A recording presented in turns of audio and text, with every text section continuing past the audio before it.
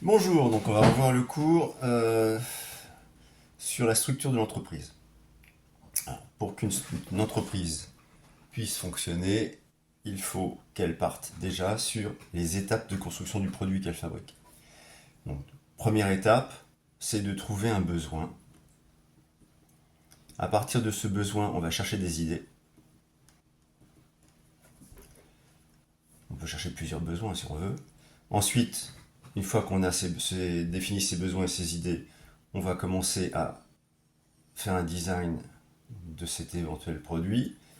On va étudier et rechercher, donc recherche, des solutions si le produit est complexe. Ensuite, on va commencer à faire un prototype ou des prototypes.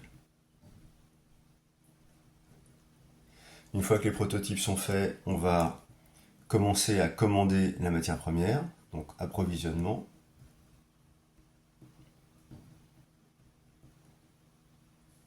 Approvisionnement. Et puis, dans la foulée, on va fabriquer, donc production, et on va vendre. Ces 6 étapes-là donc, sont simplifiées pour le produit. Il y a d'autres étapes, mais c'est les plus importantes. À partir de là, on va décider de concevoir et constituer l'entreprise à partir de ces étapes d'avancement du produit. Donc là, on a le produit. Donc en dessous, on va voir l'entreprise.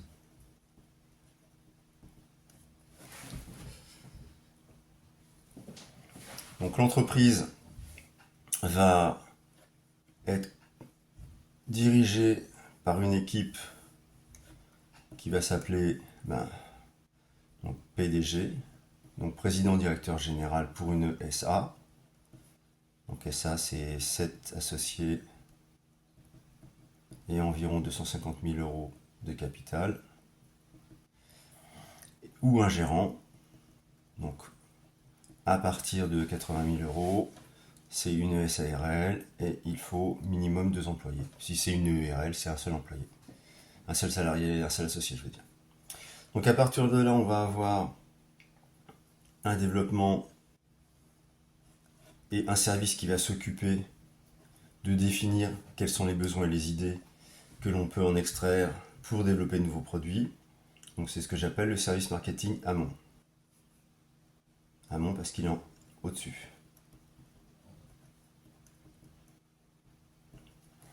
Ce service marketing amont, son objectif, c'est de définir les besoins de l'entreprise, ou plutôt les besoins du produit. Donc on va commencer à faire des enquêtes, faire des sondages, étudier la presse spécialisée qui va montrer l'évolution de la société. Ensuite, on va réaliser, étudier déjà la concurrence. Est-ce que des produits concurrents existent déjà dans ce domaine? Et puis, ça va nous définir le nombre de produits qu'on pourrait éventuellement vendre. Donc on peut faire, je vous en ai parlé mais ici, on peut faire éventuellement ce qu'on appelle que ça me revienne, un business plan.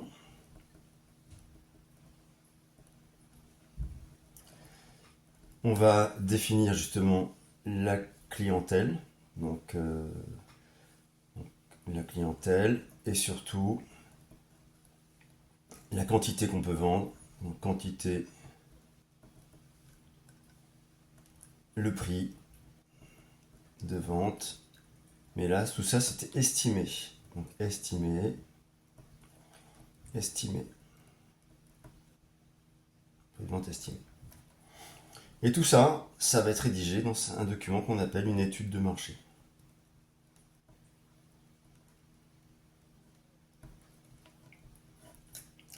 Une fois que ce document-là est complet et défini, on le présente au PDG qui est à son comité d'administration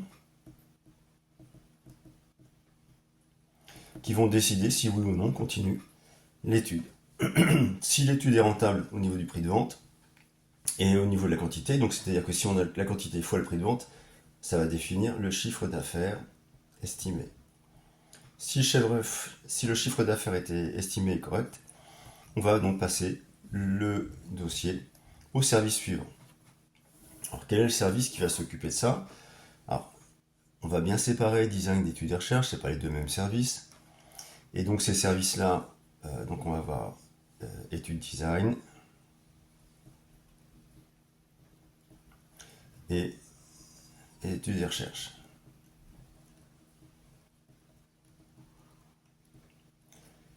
Ces deux services sont vraiment séparés. Donc il y en a un qui va commencer à faire des croquis. Donc croquis. Pour un designer, on parle de rough. R-O-G-H. On va chercher à définir globalement le client. Donc adapter le produit à l'usager. Quand ce document-là est fait en parallèle, donc on va présenter un book avec le projet. Et en parallèle, on va voir qu'il y a quand même des problèmes techniques à résoudre. Donc on va avoir un service études et recherche. Donc étudier des solutions aux problèmes techniques rencontrés.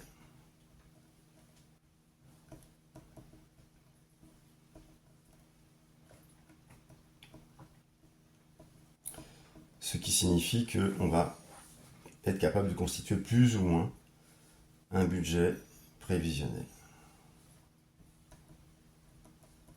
C'est l'argent qu'on va investir dans le projet si on le continue. Donc, si ce dossier-là convient au PDG et au conseil d'administration, on continue le projet. Sinon, on l'arrête à ce niveau-là parce qu'on a dépensé suffisamment d'argent ici. Équipe suivante. Donc, c'est le bureau qui va étudier tout ce travail-là pour le transformer en objet réel, constructible. Donc, on l'appelle le bureau d'études. Il y a toujours un S qui font plusieurs études en même temps. Donc, le bureau d'études est constitué d'ingénieurs et de techniciens qui vont, à partir du travail qui est étudié ici, commencer à faire les plans. Alors les plans cotés c'est avec une mesure. Hein. Les plans cotés, ils vont commencer à fabriquer les prototypes. Donc prototype. Donc le premier prototype, il ne fonctionne pas forcément bien, donc on va le tester. Test. On va le modifier dans le but de l'améliorer. Donc on fait un deuxième prototype, on le reteste, et ainsi de suite, comme ça en boucle, jusqu'à ce que l'objet fini, le prototype final fonctionne bien. Ensuite, donc là ça va nous permettre de définir la matière première, définir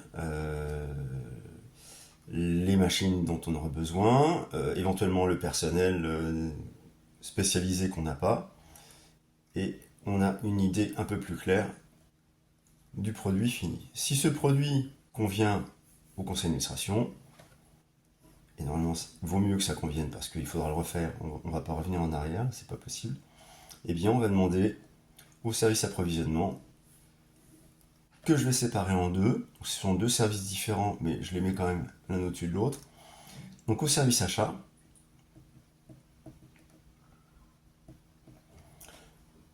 d'acheter donc les matières premières, donc achat matières premières, donc matériaux, achat matériel. Si on a des grosses productions, eh bien négocier prix et livraison avec les fournisseurs. Et tout ça, il faudra le gérer. Donc gestion des stocks.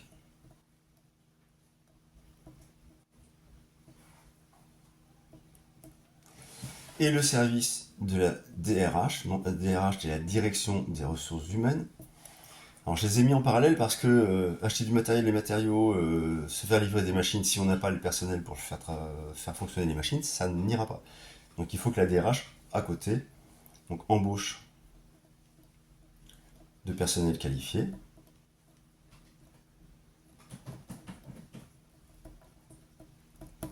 Mais cette embauche de personnel qualifié, souvent le personnel est qualifié, mais il n'a pas une qualification à certaines des machines qu'on possède. Donc il faudra financer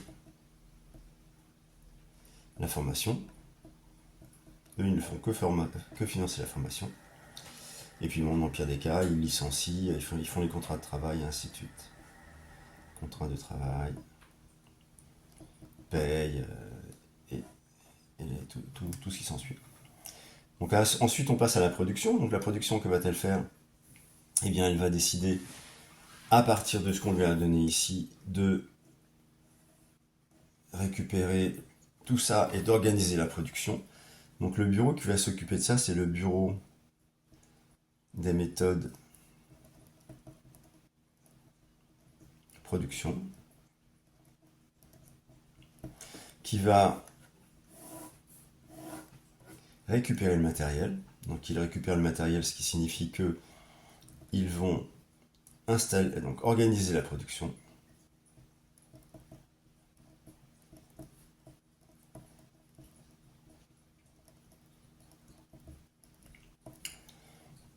Installation des machines. Donc installation des machines dans l'atelier.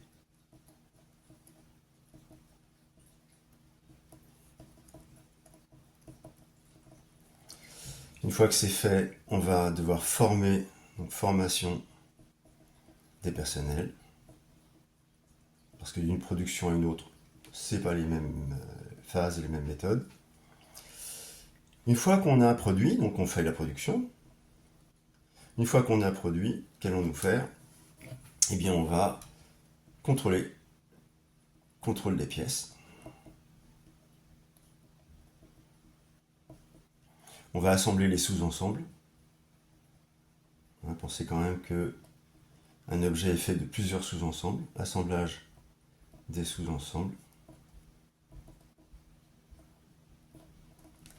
On va tester les sous-ensembles. On va assembler les ensembles. Et là, on sait très bien que une fois que l'objet est entièrement assemblé, il faut absolument le tester pour vérifier si tout va bien. Et on va pouvoir définir avec une grande précision le temps de fabrication par objet. On sait que dans l'atelier X, Y ou Z, on va dépenser tant d'argent par heure de travail. Eh bien, en électricité, en salaire, en machine, en énergie, ainsi de suite. Donc on sait exactement combien on dépense à l'heure. Si on fabrique 10 000 objets à l'heure, on saura définir le prix de revient exact. Donc prix de revient exact.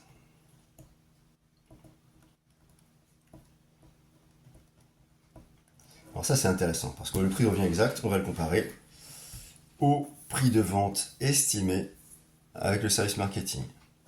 Donc ça va nous permettre de vérifier si on est apte à gagner de l'argent ou à en perdre. Et dans ces cas-là, il faudra revoir soit le prix de vente, est-ce qu'on l'a mal estimé, soit augmenter la cadence de production pour que l'objet nous revienne moins cher.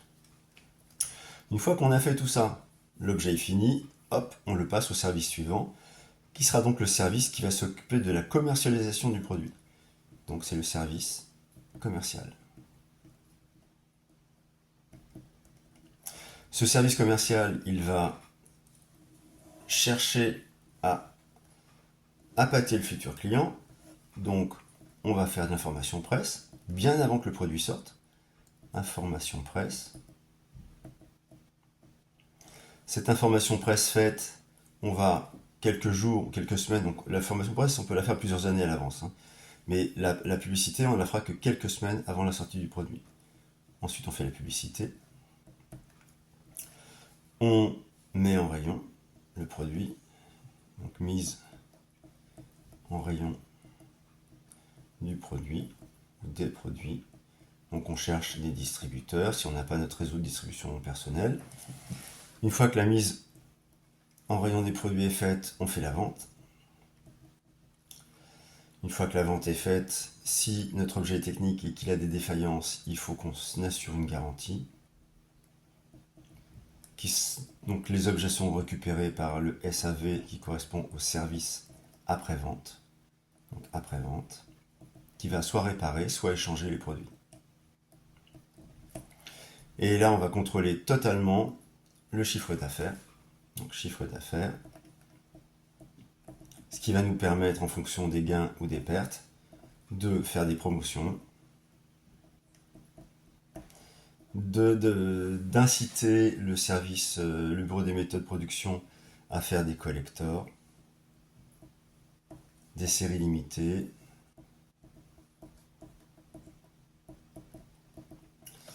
jusqu'à ce que le produit finisse par être en fin de carrière de production, ce qui ne veut pas dire qu'il n'est plus utilisable, mais qu'on arrête de le produire.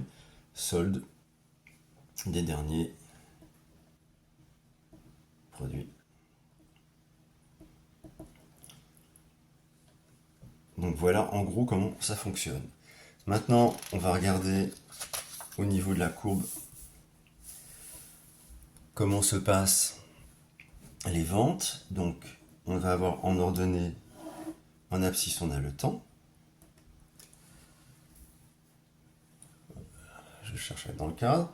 Donc en abscisse, on a le temps. Ici, on va avoir le nombre d'objets vendus. Au début, on va avoir une droite relativement faible. Puis, on va avoir une croissance plus importante. Puis une sorte de plateau. Puis après une baisse. Donc cette première phase ici, on l'appelle la phase de lancement. La deuxième, on l'appelle la phase de croissance. La troisième, la phase de maturité.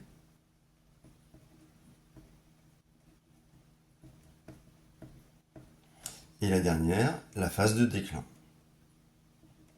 Je vous ai fait un parallèle avec la croissance humaine, les 9 mois de gestation, les années jusqu'à la fin de croissance, donc vers 20 ans, ensuite un plateau où on est mature, et puis après un déclin jusqu'à la disparition finale.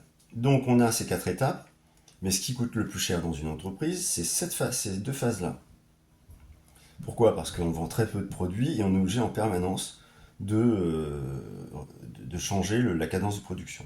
Et dans cette phase-là, il faut changer très rapidement et augmenter énormément la phase de production.